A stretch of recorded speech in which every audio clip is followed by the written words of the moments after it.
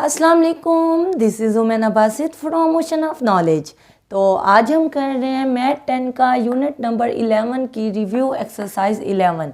ये जो चैप्टर है इसका नाम है कॉर्ड्स एंड आर्क्स और इस एक्सरसाइज का हम क्वेश्चन नंबर 1 कर रहे हैं एमसीक्यूज़, मल्टीपल चॉइसेस क्वेश्चन।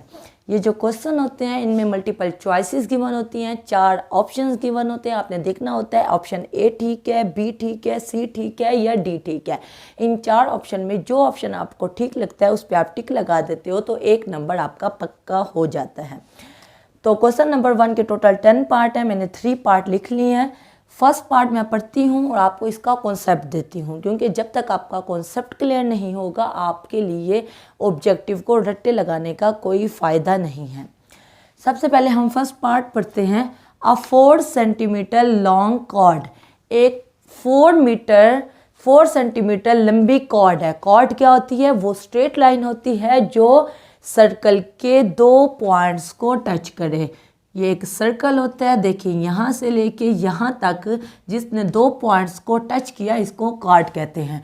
वो कह रहे हैं 4 सेंटीमीटर लॉन्ग कॉर्ड है, 4 सेंटीमीटर लॉन्ग कॉर्ड है, सबटेंड्स बनाती है अ सेंट्रल एंगल ऑफ 60। वो सेंट्रल एंगल 60 बनाती है। सेंट्रल एंगल से क्या मुराद है? जो सेंटर पे एंगल बनेगा, देखिए एक सर्कल है उसका यकीनन एक सेंटर होगा, उस पे वो जो एंगल बनाते हैं, कैसे एंगल बनाएगी? वो कॉर्ड एंगल बनाएगी। तो कॉर्ड एंगल का मतलब ये है कि इस तरह का जो एंगल बनेगा, जो कॉर्ड 4 सेंटीमीटर लॉन्ग कॉर्ड ने जो सेंटर पे एंगल बनाया वो कितना बनाया? वो 60 डिग्री बनाया। फिर आगे वो कह रहा है the radial segment of this circle is. तो रेडियल सेगमेंट क्या होगा? रेडियल क्या होता है? रेडियल निकला है रेडियस से। आपको पता है एक सर्कल होता है और सेंटर से लेके किसी किनारे तक का फासले को हम रेडियस कहते हैं। तो इस पूरी लाइन को कहते हैं रेडियल सेगमेंट। अब यहाँ से लेके इस किनारे तक का जो फासला है ये भी रेडियल है, रेडियल सेगमेंट है। यहाँ से लेके सेंटर से लेके सर्कल के किसी किनारे तक का फासला है, ये भी रेडियल सेगमेंट है। अब उसने कहा है जो कॉर्ड है वो 4 सेंटीमीटर है। तो अगर आप मेजरमेंट करो, यानी कि आप स्केल उठाओ, स्केल की मदद से अगर आप चेक करो जितना फासला ये होगा, यानी अगर ये 4 सेंटीमीटर है तो ये जो रेडियल सेगमेंट है ये भी 4 सेंटीमीटर होगा और ये जो दूसरा रेडियल सेगमेंट है ये भी 4 सेंटीमीटर ही होगा। ये शर्त उस वक्त है जब सेंट्रल एंगल 60 डिग्री हो। क्वेश्चन नंबर 1 के फर्स्ट पार्ट में हमें 3 चीज़ें पता चली। एक तो कॉर्ड जो है वो 4 सेंटीमीटर लॉन्ग है और सेंट्रल एंगल जो है वो 60 डिग्री है। तीसरी जो चीज़ है रेडियल सेगमेंट, हमने इसको निकालना है। तो इसका थोड़ा कॉन्सेप्ट था तो मैंने सोचा आपका कॉन्सेप्ट क्लियर कर दूं। पहले हम एक स्ट्रेट लाइन को ड्रा कर लेते हैं। ये लाइन किस लिए ड्रा की है? ये 60 का एंगल बनाने के लिए हम लाइन को ड्रा कर रहे हैं। 60 का एंगल बनाना बहुत ही आसान है। आप डी उठाएं और इस पॉइंट पे आप 60 का एंगल बना लें। यहाँ पे 60 खड़ा हुआ है, यहाँ पे मैंने एक पॉइंट लगा दिया और इस लाइन को इससे मिला देंगे तो हमारे पास 60 का एंगल बन गया। अब हमने क्या करना है? सेंट्रल एंगल 60 डिग्री है तो इसका मतलब है इसको सेंटर में रखना है और हमने एक सर्कल को ड्रा करना है। तो आप प्रोटेक्टर को उठाओ, इस पॉइंट पे रखो यानी कि सेंटर पे, और एक सर्कल को ड्रा कर लिया। या उसने कहा है जो सेंट्रल एंगल है वो 60 है, वो 60 है। अब उसने कहा है कि कॉर्ड जो है वो 4 सेंटीमीटर जितना है। कॉर्ड क्या होती है? एक स्ट्रेट लाइन होती है जो सर्कल के 2 पॉइंट्स को टच करके जाए। तो ये देखें यहाँ से लेके यहाँ तक हमने 4 सेंटीमीटर जितनी कॉर्ड लगा ली। ये 4 सेंटीमीटर लॉन्ग कॉर्ड है, ठीक है। अब ये 4 सेंटीमीटर कॉर्ड है उसने कह दिया है और एंगल यहाँ 60 डिग्री का बन रहा है, ये बात भी उसने बता दिया है। अब उसने कहा रेडियल सेगमेंट क्या होगा? सेंटर से लेके किसी किनारे तक का फासला रेडियस होता है। अब यहाँ 2 रेडियस हैं, एक ये रेडियस है और एक ये रेडियस है। तो उसने कहा अगर ये 4 सेंटीमीटर है और एंगल 60 का बन रहा है तो रेडियल सेगमेंट क्या होगा। तो आप इसको देखो ये कितना बन रहा है, देखें ये भी 4 सेंटीमीटर ही बन रहा है, इसी तरह ये रेडियल सेगमेंट भी 4 सेंटीमीटर ही बन रहा है। आप स्केल उठाओ, स्केल की मदद से देखो तो जितना कॉर्ड है उतना ही रेडियल सेगमेंट है। ये शर्त है कि एंगल 60 cos 60 के अलावा और किसी एंगल पे कॉर्ड और रेडियल सेगमेंट बराबर नहीं आते। ओके, फिर हम चलते हैं पार्ट्स की तरफ। उसके बाद सेकंड पार्ट को देखें, the length of a cord. एक कॉर्ड की जो लेंथ है एंड द रेडियल सेगमेंट, और रेडियल सेगमेंट अभी मैंने बता दिया कॉर्ड क्या होता है और रेडियल सेगमेंट क्या होता है ऑफ अ सर्कल, सर्कल का आर कंग्रेंट, वो कंग्रेंट है, इक्वल है the central angle made by the chord will be. देखिए फर्स्ट पार्ट और सेकंड पार्ट बिल्कुल सेम है, बात सिर्फ एक ही लिखी हुई है, सिर्फ वहाँ उस वक्त हमने रेडियल सेगमेंट का पूछा है और यहाँ ये कह रहा है कि रेडियल सेगमेंट और कॉर्ड इक्वल हैं। हमें पता है कि रेडियल सेगमेंट और कॉर्ड कब इक्वल होते हैं, जब एंगल 60 का हो। ठीक है, बात समझ आ गई। तो यहाँ क्या लिखोगे, यहाँ आप 60 डिग्री लिखोगे। उसके बाद हम थर्ड पार्ट को देखते हैं। Out of 2 congruent arcs, 2 congruent arcs हैं ऑफ अ सर्कल। देखें ये एक सर्कल है, सर्कल पे यहाँ से लेके यहाँ तक हम एक आर्क ले लेते हैं। अब वो कह रहा है कंग्रेंट आर्क, कंग्रेंट यानी कि इक्वल आर्क्स जो एक दूसरे के आमने सामने हैं, जो बिल्कुल हुजम के लिहाज से, साइज के लिहाज से बिल्कुल एक जैसे हैं, उनको कंग्रेंट कहते हैं। तो यहाँ पे भी यहाँ से लेके यहाँ तक हम एक आर्क ले लेते हैं। देखें जितना आर्क यहाँ से यहाँ तक लिया उतना ही आर्क यहाँ से यहाँ तक लिया, क्योंकि उसने स्टेटमेंट में कह दिया है कि 2 कंग्रेंट आर्क्स हैं एक सर्कल के। If one arc make a central angle of 30, central angle यानी उन्होंने सेंटर पे एंगल बनाया। देखिए इस आर्क ने जो सेंटर पे एंगल बनाया वो कितना बनाया, वो 30 डिग्री बनाया। Then the other arc will subtend the central angle.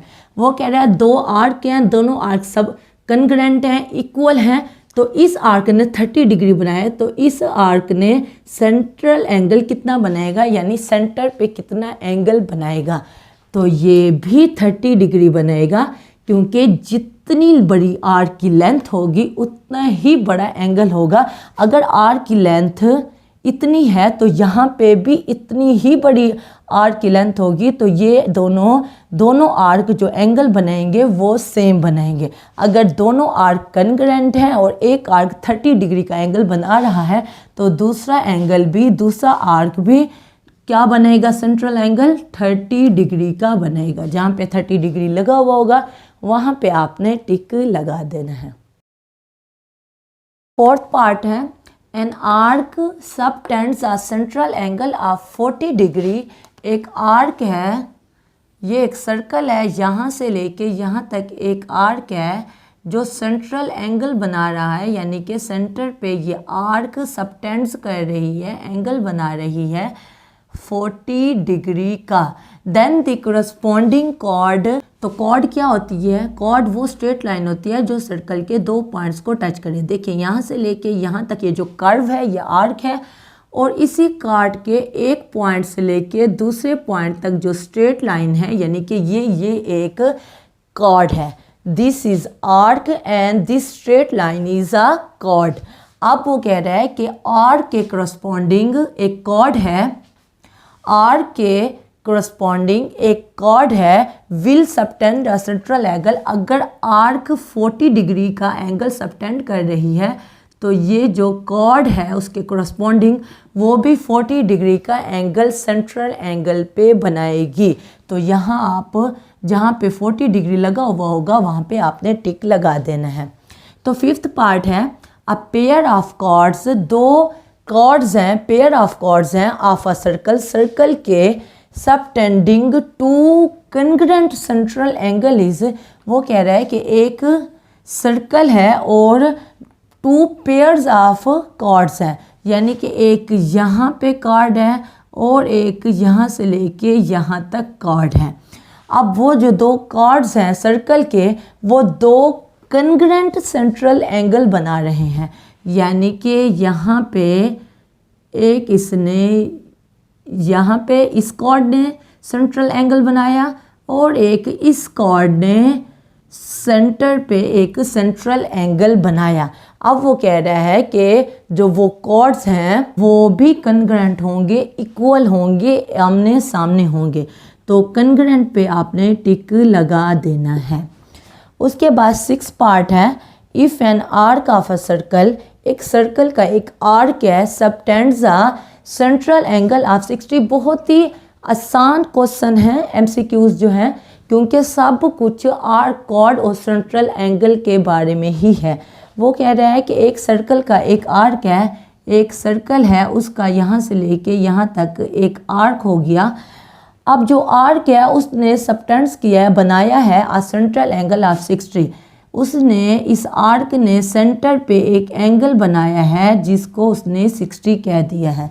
Then the corresponding chord of the arc will make the, ये भी बिल्कुल वैसे ही है जैसे 4th पार्ट था। अब उसने आर्क ने 60 का एंगल बनाया तो उसके कोरस्पॉन्डिंग जो कॉर्ड है, यानी इसके कोरस्पॉन्डिंग कॉर्ड क्या होगी, ये होगी। कॉर्ड एक स्ट्रेट लाइन होती है। अब उसके कोरस्पॉन्डिंग कॉर्ड ने क्या सेंट्रल एंगल बनाया, तो उसने भी 60 का ही सेंट्रल एंगल बनाया। यानी आप ये जहन में रखें कि अगर कोई आर्क कोई सेंट्रल एंगल बनाए, कोई भी 60, 40 या 30, तो उसके कोरस्पॉन्डिंग जो कॉर्ड होती है वो भी उतना ही एंगल बनाती है। ये मिसाल आपके सामने है। आर्क ने जो सेंट्रल एंगल बनाया 60, तो जो कॉर्ड है, कॉर्ड क्या होती है, एक स्ट्रेट लाइन होती है। तो आर्क के एक पॉइंट से लेके आर्क के दूसरे पॉइंट तक हमने स्ट्रेट लाइन बनाई, तो उसने भी, उस कॉर्ड ने भी जो एंगल बनाया वो वही 60 डिग्री का ही बनाया। उसके बाद 7th पार्ट को देखें। The semi circumference. सर्कमफ्रेंस क्या होती है, ये देखें, ये एक सर्कल है, तो ये जो बाउंड्री आपको नज़र आ रही है ये सर्कमफ्रेंस होती है। वो कह रहा है सेमी सर्कमफ्रेंस, जैसे सेमी सर्कल होता है यानी आधा सर्कल, तो सर्कमफ्रेंस भी आधा है। तो हम इसको आधा कर देते हैं। पहले सर्कल सही तरह मैं ड्रॉ करती हूँ। ये देखें, ये सर्कल है, तो इसको हम सेमी कर देते हैं, हम आधा कर देते हैं। जो सेमी सर्कमफ्रेंस है एंड द डायमीटर है। सेमी सर्कमफ्रेंस क्या होगा, देखें, जब ये एक सर्कल होता है, डायमीटर क्या होता है, डायमीटर ऐसी कॉर्ड होती है जो सेंटर से गुजर के जाए। ठीक है, देखें, अब हमने एक डायमीटर तो ड्रा कर लिया। अब इसको अगर हम छुपा लें तो ये क्या बन गया, ये सेमी सर्कल नहीं बन गया, तो सेमी सर्कमफ्रेंस हो गया ना। तो वो कह रहा है the semi circumference and the diameter of a circle both subtends a central angle. वो क्या सेंट्रल एंगल बनाते हैं, देखें, हमने डायमीटर ड्रा की और इसको अगर हम हटा दें तो ये एक सेमी सर्कमफ्रेंस बन गया और बीच में ये डायमीटर थे।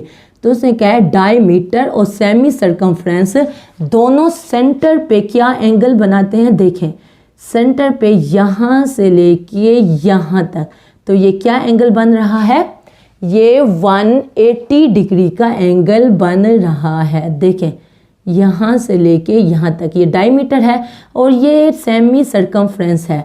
तो इसने सेंटर पे सेंट्रल एंगल क्या बनाया, देखें, यहाँ से लेके यहाँ तक, यहाँ से लेके यहाँ तक, ये तो ये पूरा क्या होता है, ये पूरा डी होता है। और डी आपको पता है, ये देखें, ये पूरा, ये बहुत बड़ा है, ये पूरा उसने डी बनाया है। तो डी कितना होता है, 180 डिग्री होता है।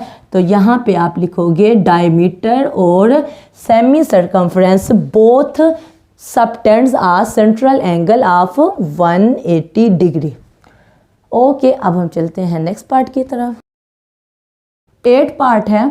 The chord length of a circle. Circle एक सर्कल है और उसमें जो कॉर्ड की लेंथ है वो सेंट्रल एंगल बना रही है, सबटेंड कर रही है 180।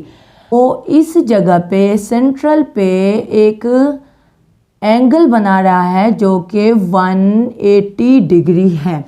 अब वो कह रहा है कि वो हमेशा क्या होगा, इनमें 4 ऑप्शन दिए हुए हैं। एक दिया हुआ है रेडियल सेगमेंट का इक्वल होगा, रेडियल सेगमेंट का डबल होगा, रेडियल सेगमेंट से लेस होगा, या रेडियल सेगमेंट के नन ऑफ दीज। ये 4 ऑप्शंस दिए हुए हैं। तो देखें रेडियल सेगमेंट क्या होता है, सेंटर से लेके सर्कल के किसी किनारे तक का फासला, इसको रेडियल कहते हैं, रेडियल सेगमेंट। तो यहाँ से लेके यहाँ तक, अब ये 2 हो गए यानी कि डबल हो गए ना रेडियल सेगमेंट। तो हम क्या करेंगे, हम कहेंगे कि डबल ऑफ जो 180 का एंगल बनाए तो वो 2 रेडियल सेगमेंट हो जाते हैं, डबल हो जाते हैं। तो हम कहेंगे डबल ऑफ रेडियल सेगमेंट, जो रेडियल सेगमेंट हैं उनका डबल हो गया। क्यों हो गया, क्योंकि उसने सेंटर पे 180 का एंगल बनाया और कॉर्ड है, उसने एक सर्कल के एक पॉइंट से दूसरे पॉइंट तक एक स्ट्रेट लाइन रखी और उसको हम कॉर्ड कहते हैं। ओके, तो 9th पार्ट है, if a cord of a circle, circle का एक कॉर्ड है, subtends the central angle of 60। एक सर्कल का कॉर्ड है, ये कॉर्ड हो गया, उसने सेंटर पे जो एंगल बनाया है, सेंट्रल एंगल, वो 60 है, वो 60 डिग्री है। Then the length of the chord and the radial segment of, ये 9th पार्ट जो है वो भी पार्ट 1 और पार्ट 2 की तरह है। जो मैंने अभी बताया है कि अगर ये कॉर्ड की लेंथ 4 सेंटीमीटर होगी, जो पार्ट 1 था वो ऐसे ही था ना, कॉर्ड की लेंथ 4 सेंटीमीटर है और 60 का एंगल बना रहा है, तो रेडियल सेगमेंट भी 4 सेंटीमीटर के बराबर होंगे। यानी कि अगर एंगल सेंटर पे सेंट्रल एंगल 60 डिग्री है तो कॉर्ड और रेडियल सेगमेंट ये तीनों चीज़ें बराबर होंगी। ये 2 रेडियल सेगमेंट हो गए और ये लाइन कॉर्ड हो गई। तो हम कहेंगे then the length of the chord and radial segments, S क्यों कहा है, क्योंकि 2 रेडियल सेगमेंट है, एक ये है रेडियल सेगमेंट और एक ये है, 2 रेडियल सेगमेंट्स और एक कॉर्ड, वो आर कनग्रेंट, वो तीनों चीज़ें आपस में बराबर होंगे, कनग्रेंट होंगे। 10th पार्ट है, the arcs opposite to incongruent central angle, यानी कि एक सर्कल है और 2 आर्क हैं जो एक दूसरे के अपोजिट हैं। किस चीज़ के अपोजिट है, इनकनग्रेंट सेंट्रल एंगल, यानी कि यहाँ पे कोई एंगल 30 का बन रहा होगा और यहाँ पे एंगल 60 का बन रहा होगा आर के साथ, ठीक है ना। यहाँ पे एंगल 60 का बन रहा होगा, यहाँ पे 30 का बन रहा होगा। अब ये जो दोनों एंगल्स हैं वो इनकनग्रेंट हैं, यानी कि बराबर नहीं है, क्योंकि एंगल जो है वो इनकनग्रेंट हैं, जो आर्क होंगे वो भी इनकनग्रेंट होंगे, ठीक है। जहाँ पे इनकनग्रेंट लिखा हुआ होगा वहाँ पे आपने टिक लगा देना है। अगर एंगल्स कनग्रेंट होंगे तो आर्क भी कनग्रेंट होंगे, अगर एंगल इनकनग्रेंट होंगे यानी बराबर नहीं होंगे तो आर्क भी इनकनग्रेंट होंगे, बराबर नहीं होंगे। क्योंकि देखिए यहाँ एंगल 60 का बन रहा है तो आर्क बड़ा होगा, यहाँ एंगल 30 का बन रहा है तो आर्क छोटी होगी, कनग्रेंट नहीं होगी, इनकनग्रेंट होगी, ठीक है। तो यूनिट नंबर 11 का रिव्यू एक्सरसाइज 11 आपकी हो गई है। उम्मीद है आज का लेक्चर आपको पसंद आया होगा। कोई कन्फ्यूजन हो तो आप नीचे कमेंट में पूछना, इंशाल्लाह मैं नेक्स्ट क्लास में या कमेंट बॉक्स में उसका डेफिनेटली जवाब दे दूंगी। तो अगर आप मेरे चैनल पे नए हैं तो प्लीज़ मेरे चैनल को ज़रूर लाइक करें, और अगर आपको मेरी वीडियो थोड़ी सी भी इंफॉर्मेटिव लगी है तो मेरी वीडियो को ज़रूर लाइक करें और सब्सक्राइब करें। तो फिर मिलेंगे नए लेक्चर के साथ। अल्लाह हाफ़िज़।